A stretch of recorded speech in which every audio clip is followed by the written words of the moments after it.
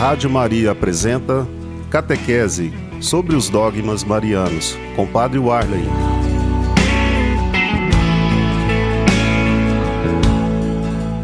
Padre Warley, chega de falar, né? Vamos entrar no tema. Bom dia, Padre, sua bênção. Bom dia, Vanessa, Deus abençoe. Bom dia a você, ouvinte da Rádio Maria Brasil. Muito obrigado mais uma vez pela sua audiência, pela sua participação.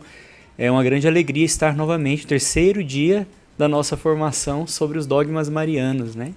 E eu gostaria de fazer uma pequena memória, né, daquilo que a gente já fez, né, ontem e anteontem, para a gente entrar propriamente no tema de hoje, porque a gente tem muito o que falar. Hoje o tema é bem extenso, né? Então, com certeza, um dos temas que talvez nos dogmas marianos causaria um pouco mais de dúvidas, né? Ou talvez até polêmicas. Olha só. Então, mas não no sentido pejorativo, mas no sentido de que na nossa formação dar uma boa resposta acerca da nossa fé é com certeza algo importante, né? Para iniciar então o nosso programa, nós vamos rezar, né, nos colocar diante do Senhor, e aí a gente clama, né, a intercessão de Nossa Senhora sobre cada um de nós nesta manhã de quinta-feira, pedindo que ela nos guarde, nos proteja e também, é claro, proteja e guarde toda a nossa família. Rezemos, Padre.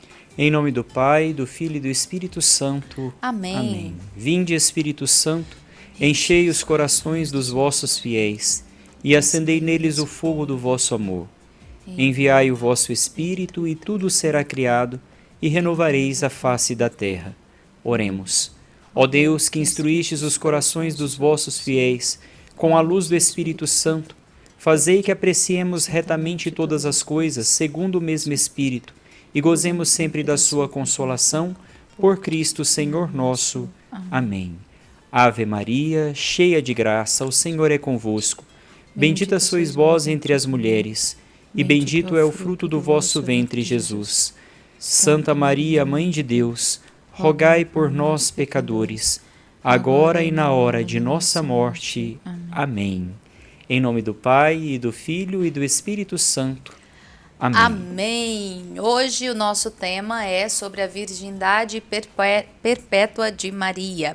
Antes, algumas pessoas entraram agora, então eu vou retomar o aviso que eu dei agora há pouco. Nós estamos com um problema no YouTube da Rádio Maria, no canal.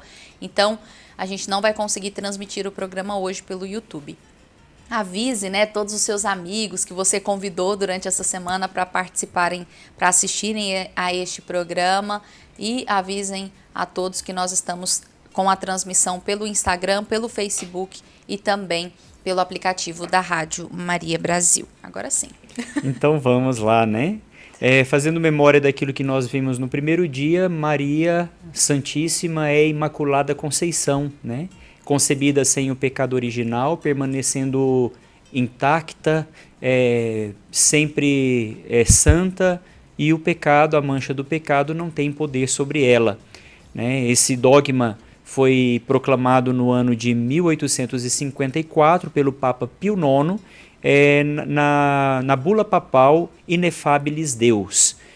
Ontem nós vimos o dogma sobre a Maria, né, que é Mãe de Deus. E nesse concílio, nesse dogma que foi proclamado pelo concílio de Éfeso, no ano de 431, nós temos então o motivo pelo qual Nossa Senhora foi Imaculada Conceição, se tornou virgem, né? Ela concebeu virginalmente o Filho de Deus no seu ventre, e também o motivo pelo qual Nossa Senhora vai para o céu, que já é o tema de amanhã, né? E a virgindade perpétua, que é o tema de hoje, né? Nossa Senhora é proclamada virgem antes, durante e depois do parto de Jesus. Esse dogma ele foi proclamado no Concílio de Latrão, no ano de 649, né? Já que era também um tema tratado, né, e pensado desde a antiguidade, né? Nossa Senhora foi sempre considerada a Virgem Maria, né? Sempre foi olhada com esse desse modo, né, vista como a Virgem Maria. Isso nós temos alguns dados importantes, né, em relação a essa virgindade de Nossa Senhora. Antes do parto parece um pouco claro para nós, né? Antes do parto, porque nós temos aí um texto bíblico de Isaías capítulo 7, versículo 14, né, que diz exatamente sobre isso. Eis que uma virgem conceberá e dará à luz a um filho que será chamado Emanuel, o Deus conosco. Esse texto é retomado também pelo Evangelho segundo São Lucas, né, e que faz referência à Virgem Santíssima. Então, eu gostaria de entrar em alguns pontos, né, históricos e também nas questões das línguas, tanto na língua hebraica como na língua grega. Nós vamos falar um pouco sobre isso, né? Espero que não fique confuso, mas que a gente consiga esclarecer exatamente sobre esse tema da virgindade perpétua de Nossa Senhora. E caso, né, fique aí um pouco confuso para vocês, pode mandar as perguntas, tá, gente? Mande, não tenha vergonha, mande a sua pergunta para que a gente possa solucionar a sua dúvida. Exatamente, eu quero reiterar que não existe pergunta que seja ruim. Toda pergunta é boa, né? Então, se você não precisa ficar acanhado, né, com vergonha, com medo, a sua pergunta é importante para nós, né? É importante para nós porque nos ajuda a estudar e preparar melhor, mas é importante também para os outros ouvintes. Às vezes não tem o acesso no momento de fazer a pergunta e às vezes a sua pergunta, a sua dúvida é exatamente a dúvida de outras pessoas. Exato. Então, vale a pena você participar, vale a pena você perguntar, né? E a gente vai estar aqui disposto a responder, claro, dentro das nossas possibilidades, responder a cada uma dessas perguntas, tá bom? Mas vamos lá. Então, em Isaías, capítulo 7, versículo 14, o texto diz: Eis que uma virgem conceberá e dará à luz um filho. No texto hebraico, a palavra usada para designar a virgem é almar. Essa palavra, almar, ela tem um significado interessante, porque ela não tem o significado explícito de virgem, né? Ela significa uma moça jovem e, de acordo com o contexto histórico, o contexto cultural de uma mulher judia, né? Uma jovem de mais ou menos, vamos colocar aqui a idade de Nossa Senhora, quando ela concebeu virginalmente o Filho de Deus no seu ventre, por volta dos 14 para 15 anos. Então, era inconcebível pensar que uma jovem de 14 para 15 anos não fosse mais virgem. Então, a palavra alma, ela não está dizendo propriamente virgem, mas ela está dizendo uma moça, dentro do contexto histórico e cultural, com certeza, não supostamente, mas com certeza virgem, porque nessa idade não teria tido relação, até mesmo porque não era ainda casada, né? Não poderia ser, então, alguém que tivesse tido alguma relação sexual. Essa palavra hebraica, alma, quando foi traduzida para o grego, ela foi traduzida como partenos, que significa exatamente virgem, né? Que depois é traduzido para o latim, na tradução latina do texto grego, foi-se usada então a palavra virgem. Então, assim, dentro do contexto histórico e bíblico, nós temos a palavra alma, que significa uma moça jovem, não casada, né? Depois partenos, que significa aí já propriamente virgem, e depois no latim virgo. Agora, existe uma outra palavra hebraica que poderia ter sido usada, né? É a palavra betular. Essa palavra betular, ela tem um significado exatamente, estritamente virgem. Só que Isaías não usou a palavra betular por um motivo muito específico, né? A palavra betular, ela não é usada para uma pessoa jovem. Ela só é usada para uma mulher já de uma certa idade e que nunca se casou. Entende? Então, Isaías não poderia ter usado, eis que uma betular, né, uma virgem, dará à luz um filho. Por quê? Porque não se refere a uma mulher de idade avançada, de uma idade maior, né? E, por isso, não condiziria, né, assim com o cumprimento da profecia em Nossa Senhora, já que ela não era uma betular, ela era uma alma, né? Uma jovem, portanto virgem, porque não tinha tido relação sexual, mas não poderia ser de modo algum uma mulher já de idade que nunca tivesse se casado. Né? Então, dentro desse contexto, nós podemos entender, né, que a palavra alma no hebraico, partenos no grego, e a palavra no latim virgo tem a sua referência clara de que Nossa Senhora, como diz em Mateus 1, versículo 18, ela que estava desposada com José e antes de coabitarem, concebeu pela força e pela graça do Espírito Santo, pela obra do Espírito Santo, o Filho de Deus dentro do seu ventre. Né? Então, aqui um detalhe importante, né, e que nós precisamos frisar. Por que nós consideramos Maria virgem antes do nascimento, antes do parto de Jesus? Porque ela, mesmo desposada com São José, ela havia feito um compromisso de matrimônio, mas ainda não coabitava com São José. Então, moralmente falando, né, aos olhos das pessoas, Maria não poderia estar grávida, já que ela não vivia com São José de fato, né?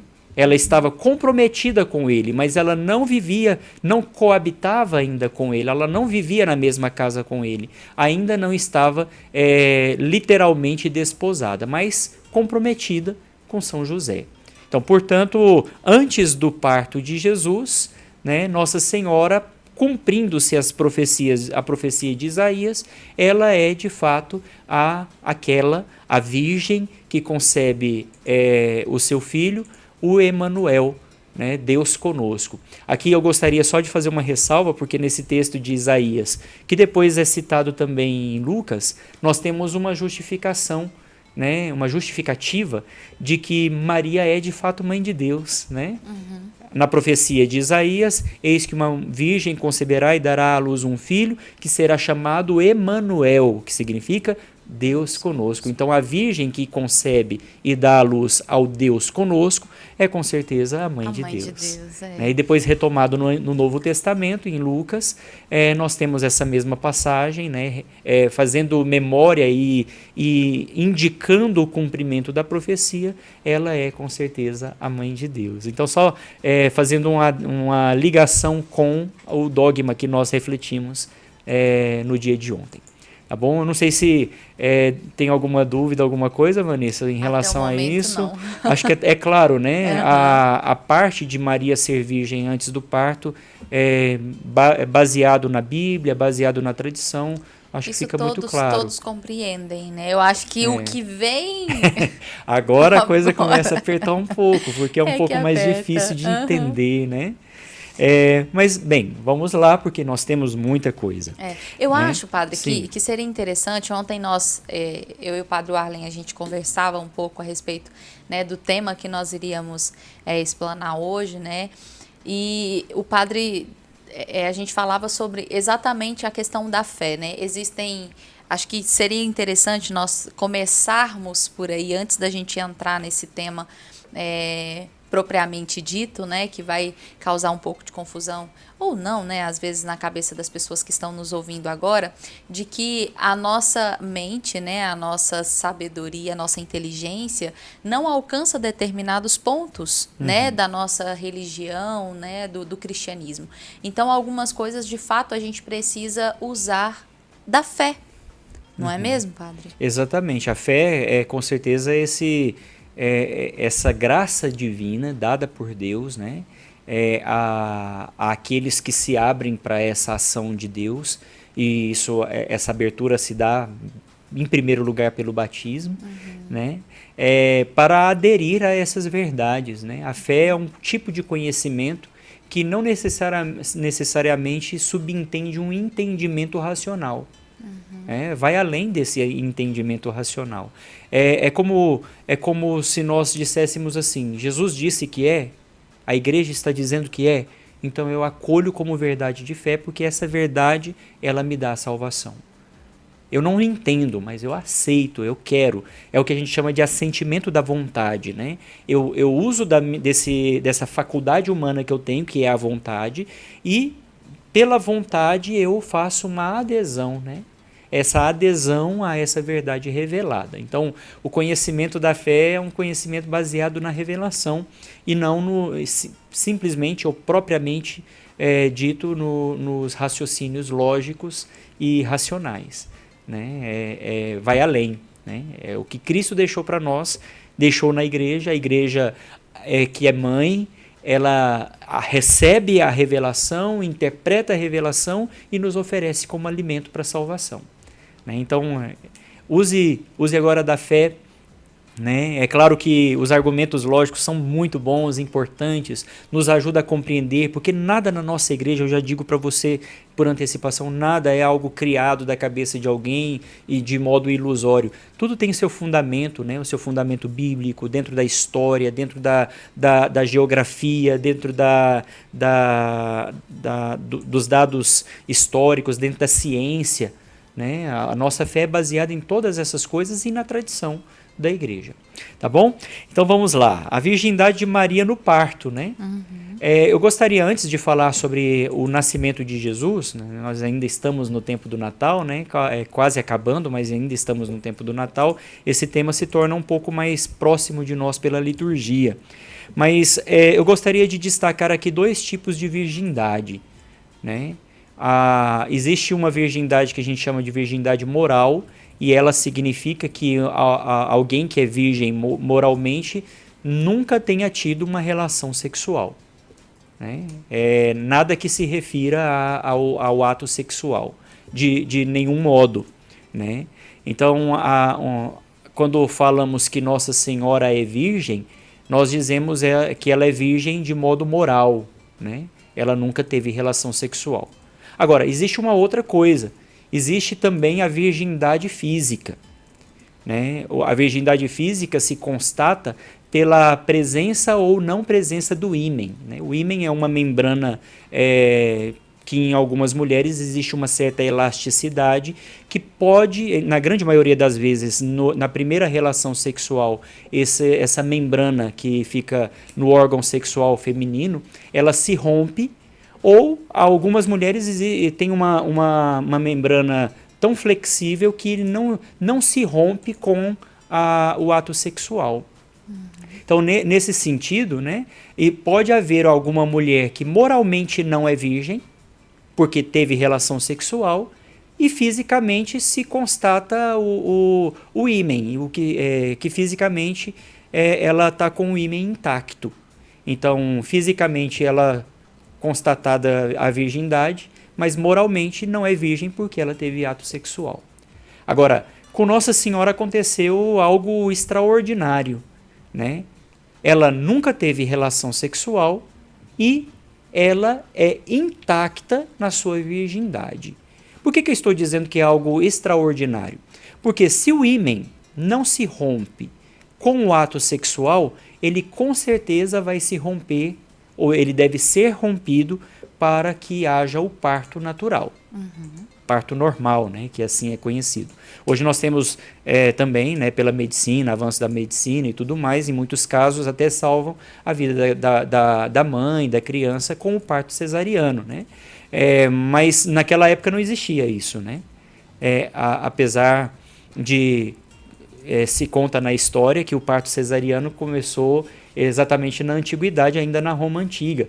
Né? Por isso é chamado parto cesariano, porque César, um dos Césares, abriu o ventre da sua mãe e tirou o irmão dele de lá de dentro. Né? Então, a curiosidade é chamado cesariano exatamente por isso, porque um dos Césares, né, que era um dos imperadores romanos, numa determinada época, agora eu não vou saber dizer com toda certeza, mas me parece que foi Nero, que tinha não sei se foi, mas ele tinha uma personalidade um tanto difícil, mas ele abriu o ventre da mãe dele, tirou o irmão dele de dentro do ventre da mãe, e é por isso que o parto é chamado de cesariana. Gente, olha só, que legal. Mas sem nenhuma tecnologia e sem nenhum conhecimento científico. A dor foi grande. Com certeza. Né? Então, né, nesse sentido, né, por um parto natural, se o ímen não é rompido pelo ato sexual, ele deve ser rompido para o nascimento da criança.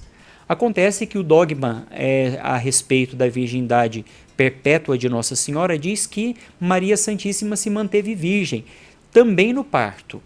E alguns argumentos bíblicos que nós podemos usar é que, lá, segundo o Evangelho de São Lucas, no capítulo 2, versículo 7, é bom que você anote essas passagens, né? Que você dê uma olhada também. Se você está com a Bíblia do lado, você pode acompanhar aí com a sua Bíblia. O texto em Lucas 2, versículo 7 diz que Maria deu à luz a seu filho primogênito e o envolveu em faixas, reclinando-o num presépio, né, numa manjedoura, né, algumas traduções. Então, nesse contexto bíblico, nós poderíamos dizer o seguinte, que uma mulher que com certeza não tinha ali uma assistência de uma parteira, né, estava peregrina de Nazaré para Belém para fazer o recenseamento e de repente chega a hora de dar à luz, ela sozinha deu à luz. E ela mesma, logo em seguida do nascimento de Jesus, ela mesma deu assistência para o seu filho, né? Ela envolveu-o em faixas e ela reclinou o menino Jesus no presépio. É claro que a dor do parto, pela experiência de tantas mulheres, né, e que se sabe, é uma das piores dores que existem, né? E Nossa Senhora, mesmo passando pelo parto, por ser um parto milagroso, e aqui o dogma ele vem falar para nós, né, sem explicar exatamente como aconteceu esse parto milagroso, mas o dogma diz que de um modo milagroso, um parto milagroso, ela dá à luz ao Filho de Deus, permanecendo intacta, inclusive fisicamente. Né? Então, nesse sentido, né, existem até algumas teorias teológicas, alguns pensamentos, né, que dizem o seguinte, né, não sei se posso dizer, mas é também um argumento de reflexão. Não posso dizer que é assim ou que não é, porque aí depende um pouco da nossa fé e adesão ao dogma proclamado. Mas um estudo feito, né, assim, uma reflexão feita acerca de Jesus, né, ressuscitado lá no sepulcro, quando ele ressuscita, ele passa pelo pano, pelo sudário, né, até tem o sudário de Turim, que tem as marcas da crucificação de Jesus, né, as marcas das feridas. Então, dizem que quando Jesus passa por esse sudário, ele deixa impressa nos panos, né, deixa impresso nos panos essa marca, essa figura de um homem que passou pelo flagelo, passou pela cruz, e aí nós temos essas marcas no Santo Sudário. Então, muitos teólogos dizem, né, de um modo mais espiritual, que do mesmo modo como Jesus passou pelo sudário, poderia ter passado também pelo ventre de Nossa Senhora, né, sem precisar nascer de um parto normal. Não posso dizer que foi exatamente isso, mas é só uma reflexão, né? De algum modo, Deus que fez uma mulher Imaculada Conceição para se tornar mãe de Deus, concebendo virginalmente, aqui nós estamos falando de diversos sinais milagrosos. Uma mulher ser concebida sem pecado, uma mulher conceber virginalmente, poderia ter tido também um parto que fosse um parto virginal. Né? Então, nesse sentido, nós temos aí esses argumentos. Né? O texto de Lucas é muito claro para nós, né, que ela deu à luz o seu filho e que ela foi responsável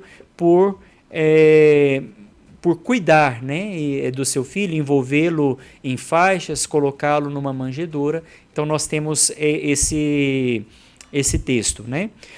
Um outro argumento bíblico que talvez possa nos ajudar, né, também como uma reflexão, é o texto do prólogo do Evangelho de São João. João, no capítulo 1, versículos 12 e 13, diz o seguinte, né? Mas todos aqueles que o receberam, né? Aos que creem no seu nome, deu-lhes o poder de se tornarem filhos de Deus. O qual, né, Jesus, no caso, o qual o Filho eterno de Deus, não nasceu nem da vontade da carne, do qual não nasceu do sangue, nem da vontade da carne, nem da vontade do homem, mas da vontade de Deus. Então essa expressão não nasceu do sangue, muitos teólogos, né, acabam por afirmar o seguinte, que o fato de Jesus, nesse prólogo de São João, ele ter afirmado que não nasceu do sangue, poderia fazer uma referência ao parto virginal de Nossa Senhora, né?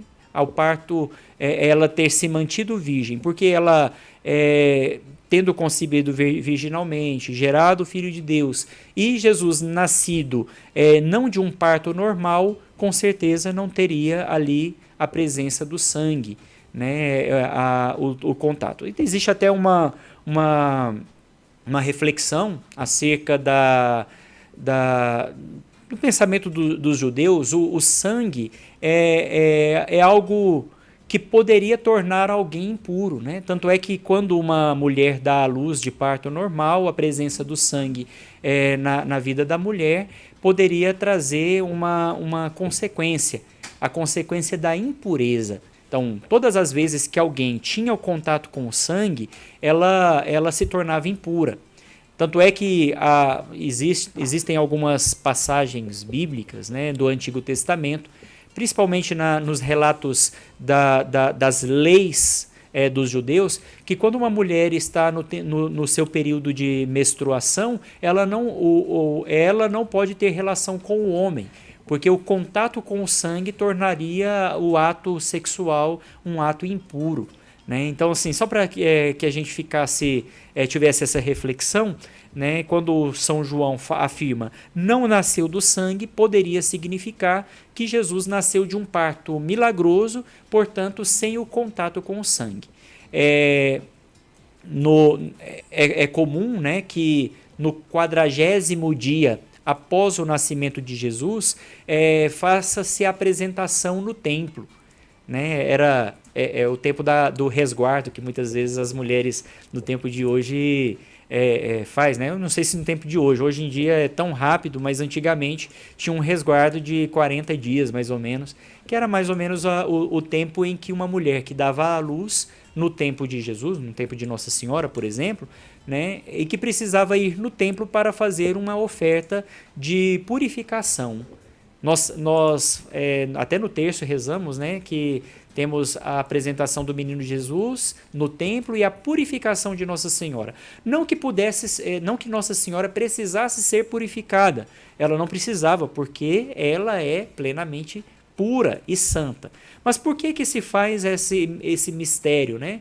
Por que no 40º dia, que vai dar exatamente no dia 2 de fevereiro, que é a festa da apresentação do Senhor, por que Nossa Senhora vai no 40º dia no templo e oferece o sacrifício do par de pombinhos, né, que era a oferta dos pobres? Para se cumprir a lei. Né? Então era necessário que se cumprisse a lei, mas não por uma necessidade, mas por uma questão legal, né, de cumprimento da lei entre os judeus. Tanto é que Jesus não precisava ser batizado. Mas por que ele foi batizado? Porque precisava cumprir a lei, né, cumprir as profecias. Então Jesus é batizado por João Batista. Ele até diz, né, eu preciso ser batizado por ti, tu vens a mim. E aí Jesus afirma, é necessário que tudo se cumpra, como foi anunciado no Antigo Testamento. Então, nesse sentido, eu espero que tenha ficado claro, né, o porquê que nós católicos, consideramos, de acordo com o dogma mariano, da virgindade perpétua de Nossa Senhora, que ela é virgem também no parto de Jesus, porque ela se manteve intacta moralmente, porque nunca teve relação sexual, e fisicamente, porque ela não foi, nela o ímen não foi rompido e ela fisicamente se manteve virgem, né, totalmente intacta. Tem uma participação aqui do Moacir Júnior, de Pouso Alegre. Um grande abraço para você, Moacir, sempre aqui participando conosco. Ele diz assim: bom dia, salve Maria, viva Jesus. Parabéns, Padre Arlen, e obrigada pela catequese. Acreditar nessa história, nesse momento da virgindade de Maria, pode ser um ponto de partida para a nossa fé católica? Pois acreditar nisso, acreditaremos no poder e amor de Jesus por nós. Ele também pede sua bênção, padre, e diz assim: Maria, por ser pura como cristal, Jesus como luz, transpassou o ventre de Maria. Exatamente. Moacir, muito obrigado, você sempre participando conosco. É uma grande alegria ter a sua presença, a sua audiência aqui. É muito bom, né? Eu imagino que você também deve fazer uma boa divulgação da Rádio Maria. Isso é muito importante aos ouvintes da Rádio Maria, que divulguem a rádio, né? É uma graça de Deus ter a rádio chegando em tantos lugares, né? Você lá em Minas Gerais e nós aqui em Goiânia, né? E onde é a sede da Rádio Maria, a gente fazendo essa palavra chegar a tantos lugares. Muito obrigado pela sua pergunta. Eu não tenho dúvida alguma de que acreditar nessas verdades proclamadas pela Igreja seja um ponto de partida. Deus tem os seus meios, né? Deus tem os seus caminhos, e Ele com certeza se utiliza do que é ordinário, do que é natural, do que é comum, mas Ele se utiliza também do que é extraordinário. Né? E na vida de Nossa Senhora, nos mistérios de sua vida, aquilo que é extraordinário conta muito, porque Ele conta com a colaboração do ser humano, né? Pelo ser humano, o pecado, o mal entra no mundo, a morte entra no mundo, e pela colaboração de pessoas humanas, como Nossa Senhora, por exemplo, São João Batista e tantos outros santos, a graça de Deus acontece ao longo da história, e também acontece por meio de nós, né? Não somos santos ainda, mas somos igreja santa em caminho de santificação, né? E igreja santa que está caminhando para essa perfeição que Nossa Senhora já alcançou. Então, nesse sentido, Moacir, é exatamente isso. A sua reflexão sobre o cristal, o puríssimo cristal e a luz, é belíssimo. Né? Espiritualmente e devocionalmente, poderíamos dizer sim.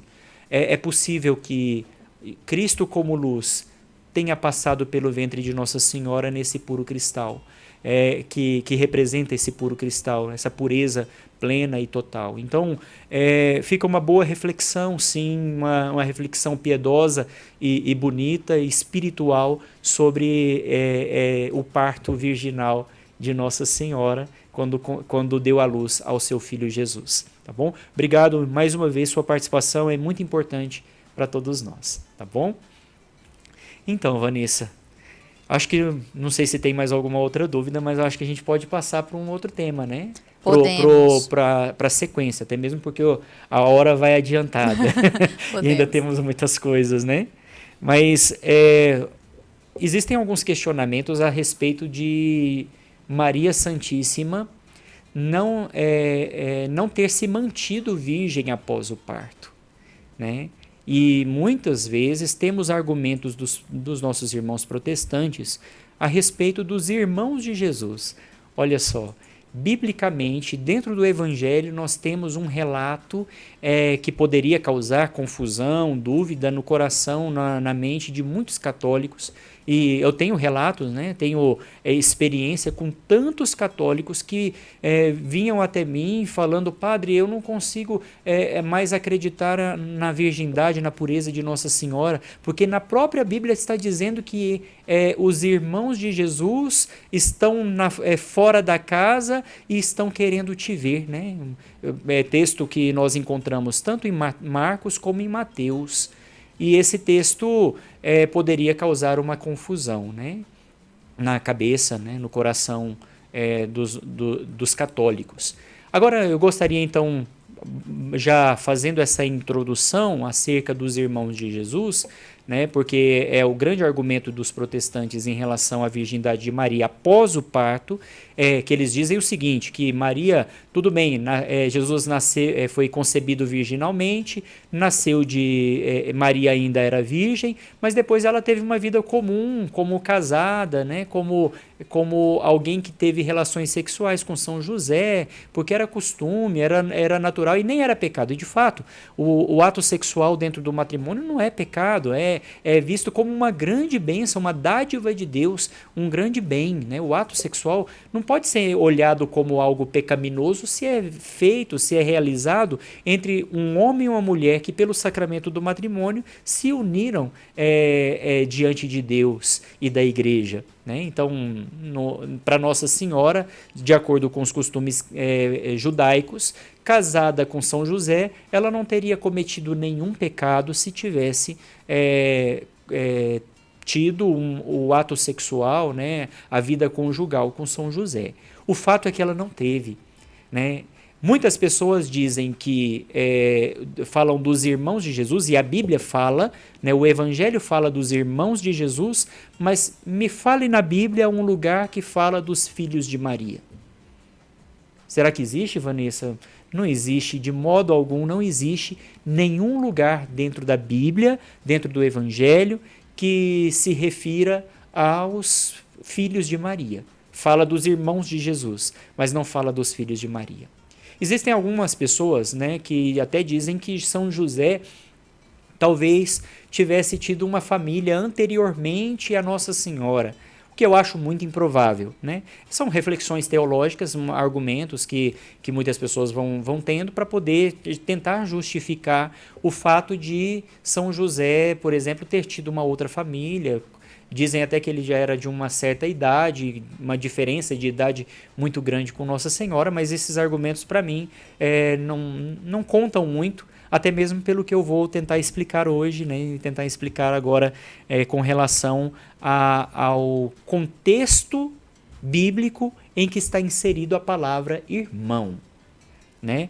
A palavra irmão no hebraico é a palavra ak.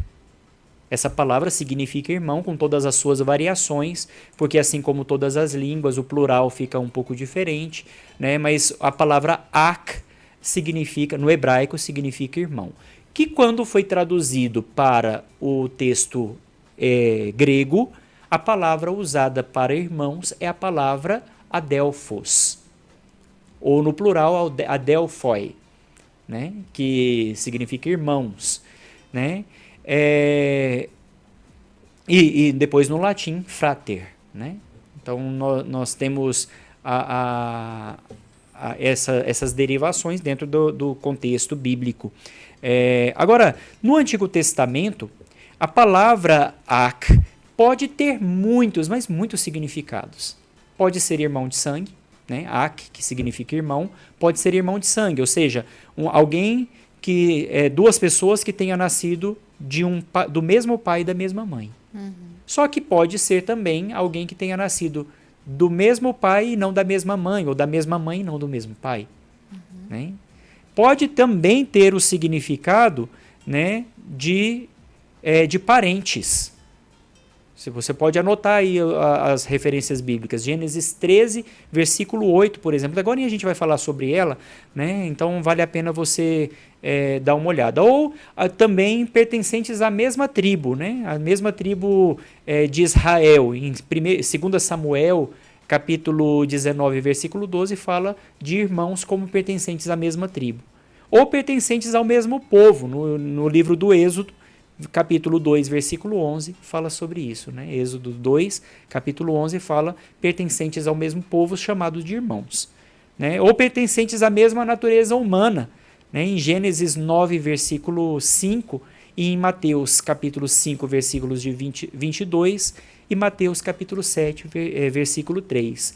Faz referência ao irmão, ou seja, feitos da mesma natureza.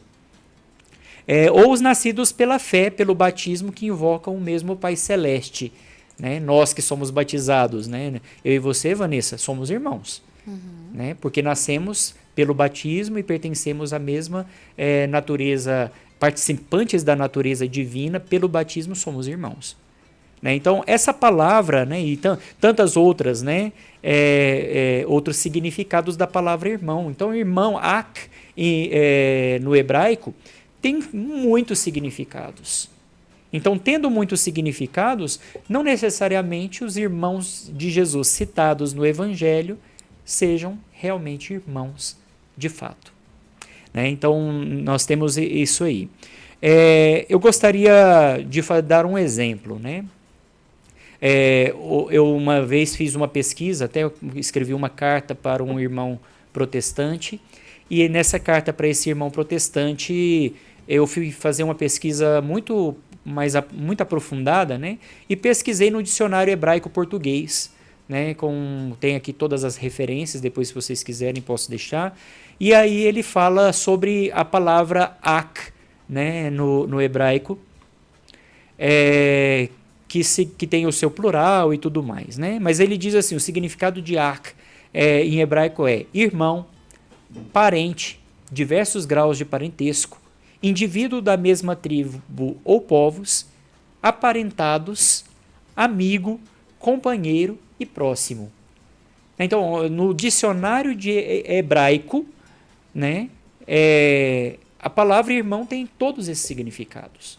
Então, não necessariamente os irmãos de Jesus precisam ser nascidos do mesmo pai e da mesma mãe, ou do mesmo pai. Né? No caso de Jesus, não seria possível, porque São José não é o pai de sangue. Né? Ele é pai legítimo, mas não é pai de sangue. Mesmo que São José tivesse tido outros filhos, o que eu não acredito. Né? Eu gostaria então de pegar com vocês aí em Gênesis capítulo 13, versículo 8. Em Gênesis capítulo 13, versículo 8. Antes de pegar o texto, eu gostaria só de explicar para vocês o contexto dessa passagem. Abraão tinha um irmão chamado Arão. Né? E esse irmão Arão, ele tinha um filho chamado Ló. Todo mundo conhece a história de Ló, até mesmo que quando eles estavam fugindo lá da destruição de Sodoma e Gomorra, a mulher de Ló olhou para trás e virou uma estátua de sal. Né? Então todos conhecem bem essa história. Né? Ló era sobrinho, e aqui fica claro, quero enfatizar, ele era sobrinho de Abraão, filho de Arão. E Arão, num determinado momento, ele morreu. Ló ficou órfão. E ele foi morar com seu tio Abrão. Né? E aí tem a passagem, né? Em Gênesis capítulo 13, versículo 8, diz o seguinte, surgiu uma disputa entre eles, né? Em que as ovelhas de Ló e as ovelhas de Abrão estavam se misturando, e aí teve uma certa confusão entre os pastores de Ló e entre os pastores de Abrão. Aí Abraão diz o seguinte para Ló, Abraão disse a Ló, não deve haver discórdia entre nós, nem entre nossos pastores, pois somos irmãos. Estás vendo toda esta terra diante de ti? Pois bem, peço-te, separa-te de mim. Se fores para a esquerda, eu irei para a direita. Se fores para a direita, eu irei para a esquerda. Nós bem sabemos que Ló é filho de Arão, sobrinho de Abrão. E Abrão, no versículo 8, diz, não convém que nós tenhamos discórdia entre nós e nossos pastores, pois somos o quê? Ak, ou seja, somos irmãos. Portanto, a palavra irmão tem um significado muito amplo. Né? Não podemos dizer que é irmão de fato, é irmão de sangue, né? Apenas por estar escrito que são irmãos. Agora, lá no texto, né, do Novo Testamento, nós temos aí relatado 4 irmãos, e são até nomeados, né? Os 4 irmãos de Jesus. Fala-se de Tiago, José, Judas e Simão. Né? Tiago, José, Judas e Simão. Por que não esses 4 não poderiam ser filhos de José? Porque nós temos relatos dentro do Evangelho, relato bíblico, dizendo os pais dessas pessoas. Dentro da Bíblia e dentro da tradição também. Então, os irmãos de Jesus não tinham como mãe a Virgem Santíssima. Isso é fato. Por quê? Porque Tiago e José eram filhos de uma outra Maria que lá em João, capítulo 19, está aos pés da cruz de Jesus, Maria, esposa de Cleofas, e a outra Maria. Então,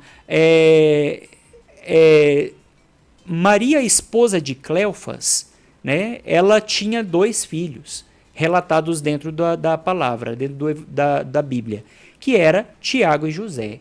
Então, a esposa de Cleofas era mãe de Tiago e mãe de José. Essa esposa de Cleofas, com certeza, não era Nossa Senhora. Né? Porque Nossa Senhora, nós bem sabemos, é a mãe de Jesus e esposa de José. Agora, lá no livro de Tiago, ou melhor, no livro de Judas, né, na carta de Judas, que tem um capítulo só, no versículo 1, ele afirma ser irmão de Tiago. Vamos pegar aqui Judas, né? Não é Judas Iscariotes, viu? O que escreveu a carta dentro da Bíblia, né? É Judas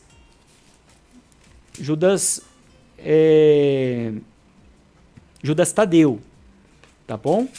Então vamos lá, a carta de São Judas só tem um capítulo, portanto no versículo 1 diz: Judas, servo de Jesus Cristo e irmão de Tiago.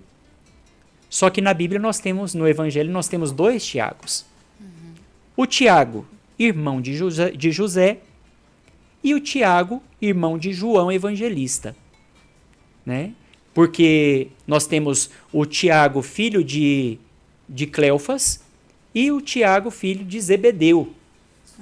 Zebedeu, esses dois filhos de Zebedeu foram até chamados de Boanerges, né? Que significava os filhos do trovão, porque eles eram filhos de Zebedeu, tinham um temperamento forte, né?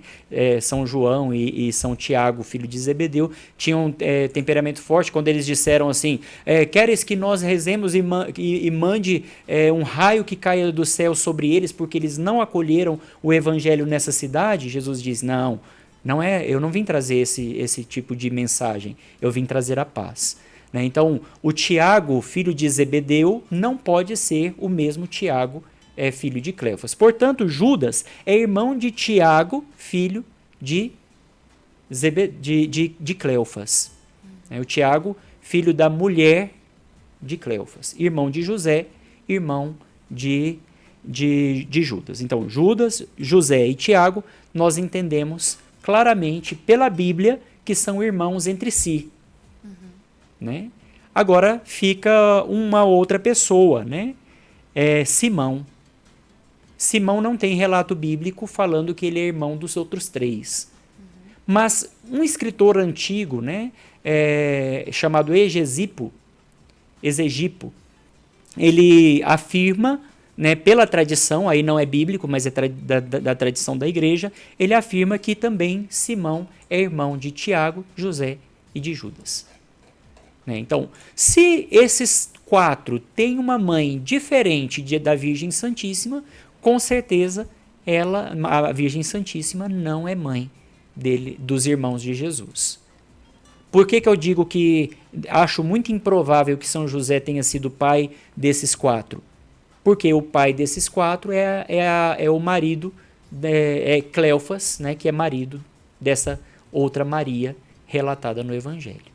Né? Então, com esses argumentos, nós podemos dizer com toda clareza que Maria não teve outros filhos. Outra coisa, né, que eu já falei e repito, o Evangelho nunca fala sobre os filhos de Maria.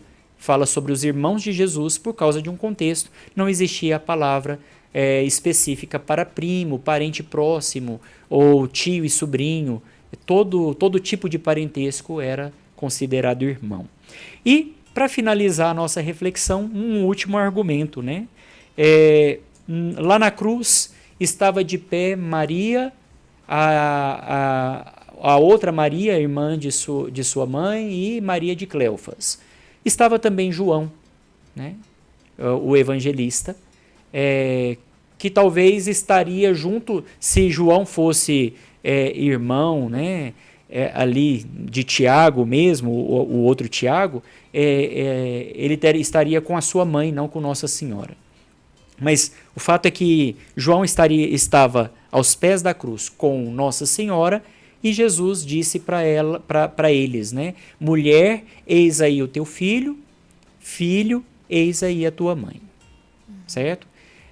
E a partir daquele momento, ele a levou para a sua casa. Se Jesus tivesse outros irmãos mais novos do que ele, porque Jesus é chamado primogênito, né? Então, o primeiro filho. Se Jesus tinha outros 4 irmãos, qual a necessidade de pedir para João levá-la para casa?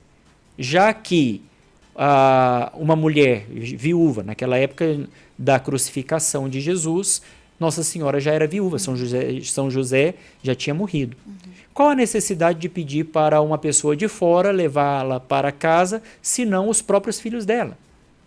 Não teria necessidade de Jesus entregá-la para João. E outro argumento, né? João levou Nossa Senhora para a sua casa. Se fosse o contrário, se ela tivesse filhos, ela levaria os filhos para casa. Né? Mas a partir daquele momento em que ela, viúva, e o único filho, porque nós sabemos que Jesus era o único filho, estava morto, né, morrendo na cruz, ela agora passa a morar com uma maternidade espiritual, e João com uma filiação espiritual de Nossa Senhora, eles moram juntos, né, e aí nós sabemos que vai ser também um pouco da explicação de amanhã, sobre a Assunção de Nossa Senhora. Eles fogem para Éfeso após a morte de Jesus, e lá eles estabelecem morada numa casinha muito simples de campo na cidade de Éfeso. Né? E aí eu termino a minha explicação aqui hoje, né? Assim, não sei se tem alguma dúvida, se alguém, né, também gostaria de fazer alguma pergunta, estou aqui à disposição para tentar ajudar. Como o padre disse, né, estão abertas as inscrições para que você coloque a sua dúvida, a sua pergunta. Calma, muita calma nessa hora, vamos, né, com muita calma, mas pode sim colocar aí a sua dúvida, tanto no nosso WhatsApp, o número da Rádio Maria é 997020478. Você pode também rever o conteúdo, caso você tenha chegado agora, né, tem interesse em fazer alguma pergunta, mas quer se contextualizar, né, antes sobre tudo aquilo que foi dito no programa. No Facebook, hoje nós não estamos transmitindo no YouTube, né, mas no Facebook esse programa vai ficar salvo, tá bom? Então é só você procurar, é um pouquinho mais difícil procurar no Facebook, mas é só procurar pelos vídeos transmitidos, pelas transmissões feitas ao vivo, que você vai conseguir visualizar o tema e o programa de hoje, tá bom? Depois, quando as coisas normalizarem no YouTube, a gente vai subir o conteúdo para lá também. Então, mande aí a sua pergunta, que a gente vai agora registrar as participações de todos vocês. A Neuza Castelo Alves está aqui conosco, Pedro Brasilino, Terezinha Carita também com a gente, Hidra Garcia, a Luciana também conosco, Marielle Cardoso, Deus abençoe Marielle, sempre, né, também aqui presente em nossos programas. O Júnior Alves Rodrigues, Antônio também conosco, Fábio Ferreira Leão, o perfil Imatsui também conosco. É o Igor Matsui. Igor Matsui. Igor Matsui. Isso. Seja muito bem-vindo, Igor. Desde o início dessa semana eu tô vendo aqui o seu perfil, não sabia o seu nome, agora eu vou conseguir identificar, né?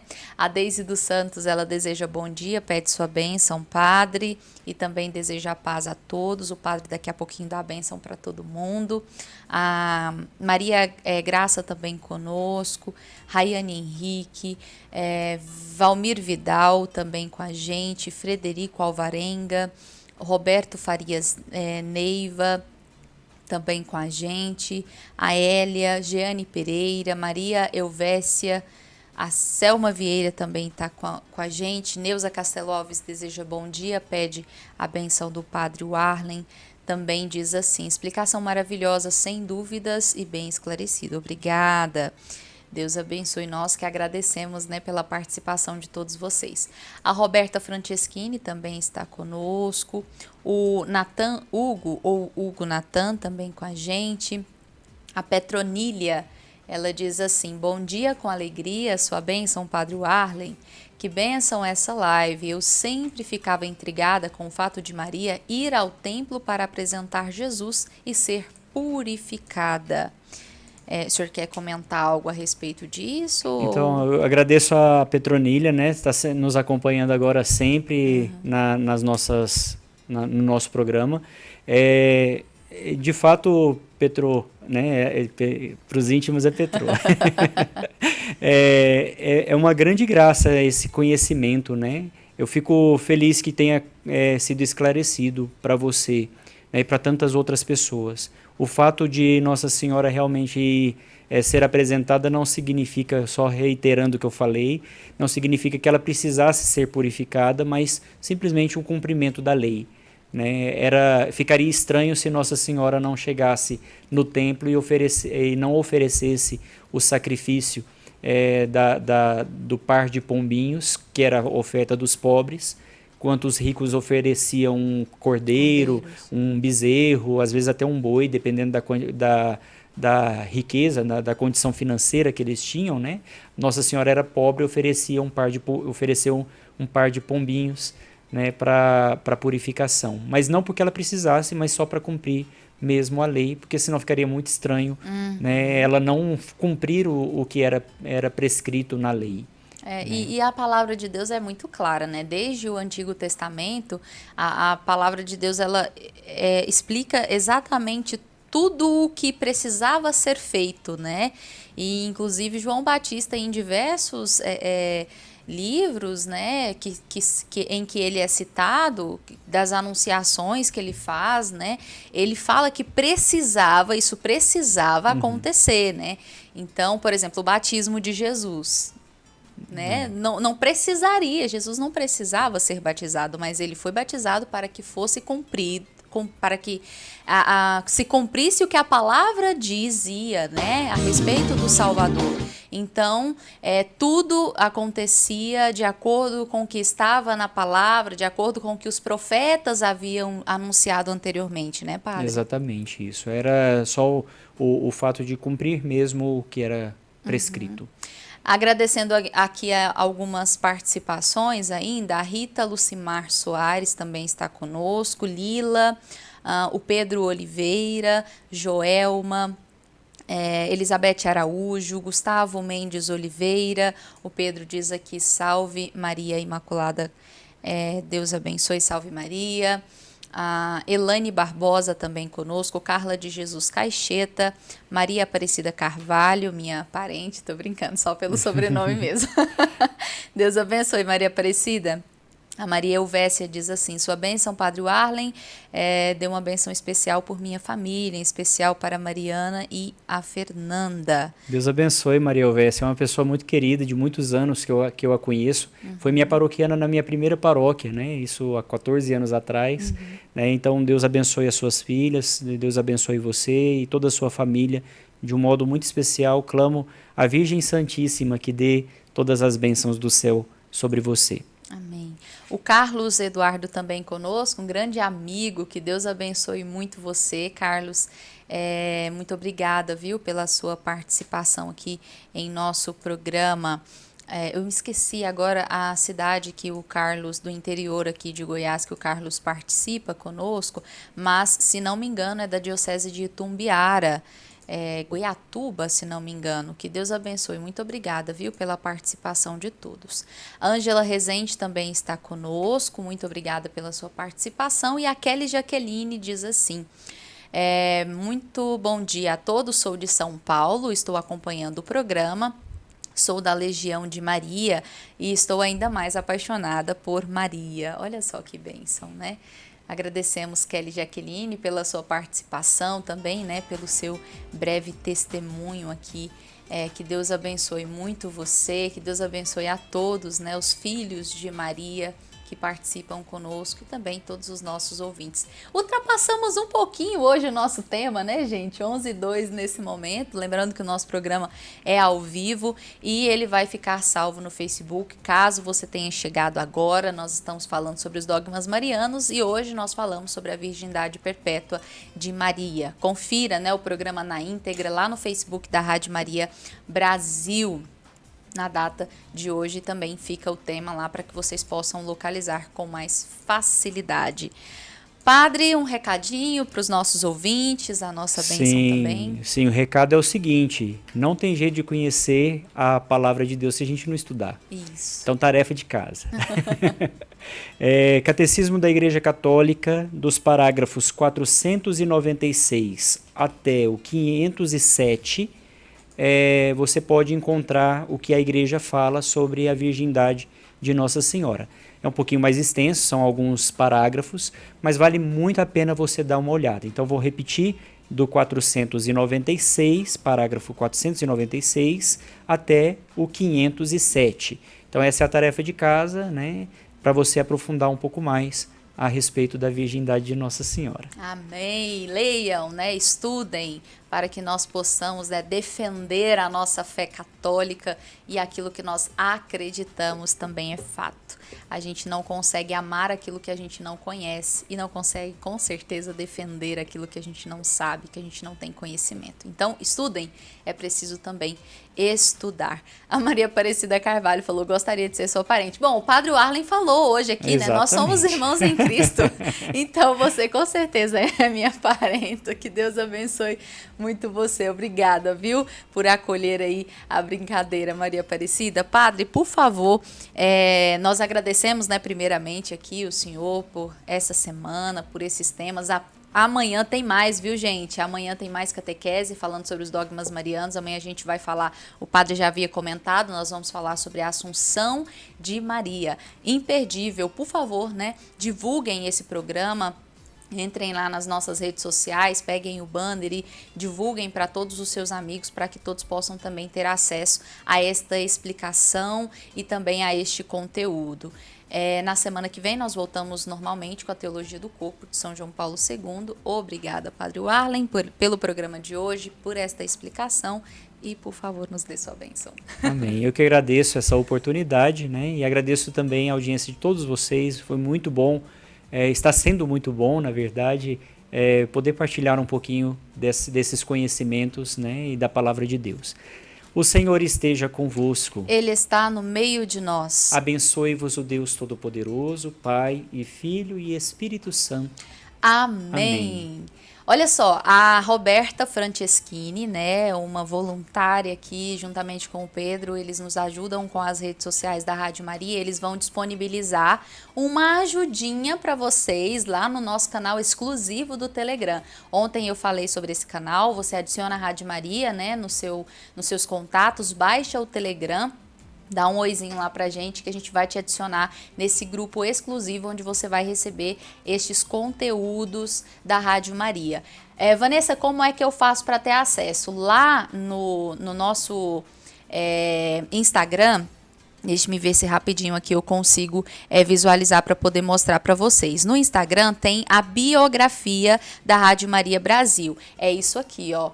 Aqui tem esse link, nesse link aqui vocês conseguem ter acesso, tá bom? Link da bio, lá na página principal da Rádio Maria, vocês conseguem ter acesso ao link também do Instagram, do Telegram, do WhatsApp também, para que vocês possam entrar neste grupo exclusivo. Gente, falei demais, um grande abraço para vocês, amanhã a gente se encontra em mais um programa Catequese. Hoje tem Texto da Misericórdia, tem Adoração e Texto Mariano. Às 18 horas a gente espera você. Rádio Maria Brasil, uma voz católica em sua casa. A Rádio Maria apresentou Catequese com Padre Warlen. Salve Maria! Rádio Maria Brasil. 11h07.